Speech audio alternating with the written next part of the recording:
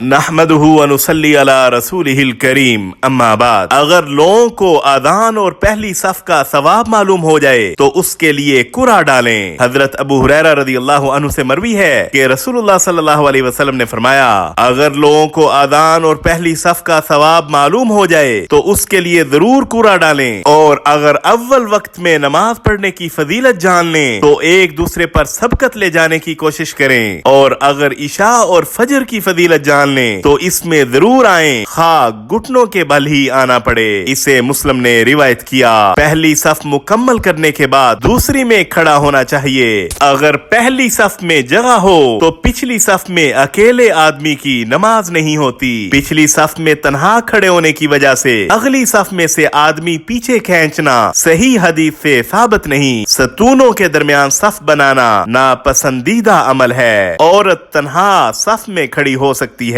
حضرت انس رضی اللہ عنہ سے مروی ہے کہ رسول کریم صلی اللہ علیہ وسلم نے ارشاد فرمایا، پہلے اگلی صف پوری کرو اور پھر اس کے بعد دوسری صف، اگر کوئی کمی ہو تو آخری صف میں ہونی چاہیے۔ اسے ابو داؤد نے روایت کیا۔ صف سیدھی کیے بغیر نماز نامکمل رہتی ہے۔ تکبیر تحریمہ کہنے سے پہلے امام کو صف سیدھی کرنے اور ساتھ ساتھ مل کر کھڑے ہونے کی ہدایت کرنی چاہیے۔ صف میں کندھے کے ساتھ کندھا اور قدم کے ساتھ قدم ملانے چاہیے۔ حضرت انس رضی اللہ عنہ بیان فرماتے ہیں، رسول اللہ صلی اللہ علیہ وسلم تکبیر تحریمہ کہنے سے پہلے ہماری طرف چہرہ مبارک کر کے کھڑے ہو جاتے اور فرماتے، جڑ کر اور سیدھے کھڑے ہو جاؤ۔ اسے بخاری اور مسلم نے روایت کیا۔ حضرت انس رضی اللہ عنہ سے مروی ہے کہ رسول اللہ صلی اللہ علیہ وسلم نے فرمایا، اپنی صفیں سیدھی رکھا کرو، میں تمہیں اپنی پشت سے دیکھتا ہوں۔ چنانچہ ہم میں سے ہر آدمی اپنا کندھا ساتھ والے نمازی کے کندھے سے اور قدم اس کے قدم سے ملا کر کھڑا ہوتا۔ اسے بخاری نے روایت کیا۔